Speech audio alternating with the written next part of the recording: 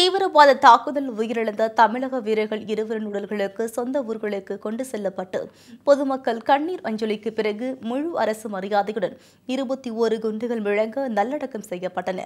ஜம்மு காஷ்மீர் மாநிலம் புல்வாமாவில் நடந்த தற்கொலைப்படை தாக்குதலில் தமிழகத்தைச் சேர்ந்த சிவச்சந்திரன் மற்றும் சுப்பிரமணியம் ஆகியோரும் உயிரிழந்தனர். இந்நிலையில் வீரமரணமடைந்த வீரர்களின் உடல்கள் டெல்லியில் இருந்து தமிழகத்திற்கு கொண்டுவரப்பட்டன.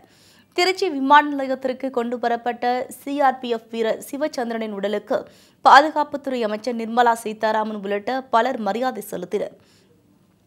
தொடர்ந்து சிவச்சந்திரன் உடல் அவரது சொந்த ஊரான அரியலூர் மாவட்டம் கார்குடி கிராமத்திற்கு கொண்டு செல்லப்பட்டு பொதுமக்களின் அஞ்சலிக்காக வைக்கப்பட்டது.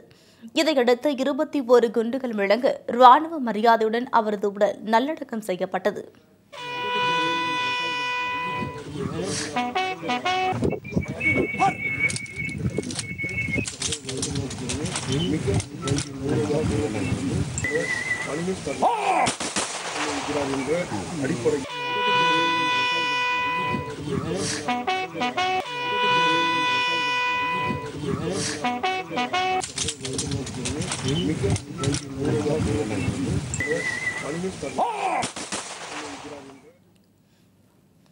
காஷ்மீர் தாக்குதலில் உயிரிழந்த மற்றொரு வீரரான சுப்பிரமணியன் உடல் மதுரை விமான நிலையத்திற்கு கொண்டுவரப்பட்டது. அப்போது மத்திய அமைச்சர் பொன் ராதாகிருஷ்ணன், மாவட்ட ஆட்சியர், காவல்துறை அதிகாரிகள் உள்ளிட்ட ஏராளமானோர் அஞ்சலி செலுத்தினர். தொடர்ந்து சுப்பிரமணியன் உடல் தூத்துக்குடி மாவட்டம் கோவில்பட்டி அருகே உள்ள சவலப்பேரி கிராமத்திற்கு கொண்டு செல்லப்பட்டது.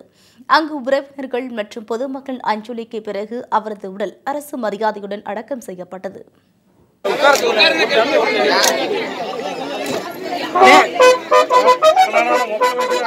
மொபைல கொஞ்சம் பின்னாடி எடுத்துக்கங்க. மொபைல் கொஞ்சம் கீழ பாருங்க தலைவா. ஏன் இரியஸ் நான் வரேன்.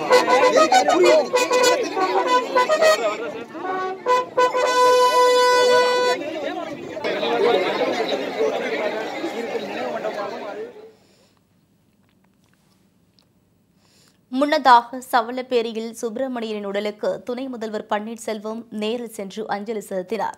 பின்னர் அவரது மனைவியை சந்தித்து ஆறுதல் தெரிவித்த பன்னீர்செல்வம் 20 லட்சம் ரூபாய்க்கான காசோலை மற்றும் அரசு வேலைக்கான பணி நியமன ஆணையையும் வழங்கினார்.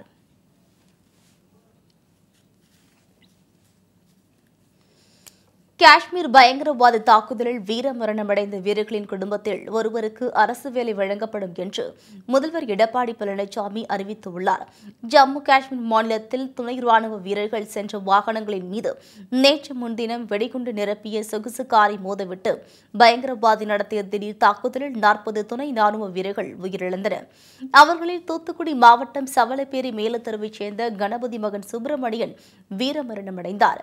இதேபோல் அரியலூர் மாவட்டம் கார்குடியை சேர்ந்த ராணுவ வீரர் சிவச்சந்திரனும் வீரமரணமடைந்தார். வீரமரணமடைந்த வீரர்களின் குடும்பத்திற்கு 20 லட்சம் ரூபாய் நிதி உதவி அளிக்கப்படும் என்று தமிழக அரசு ஏற்கனவே அறிவித்தது. இந்நிலையில் உயிரிழந்த வீரர்களின் குடும்பத்தில் ஒருவருக்கு அரசு வேலை வழங்கப்படும் என்று முதல்வர் எடப்பாடி பழனிசாமி அறிவித்துள்ளார்.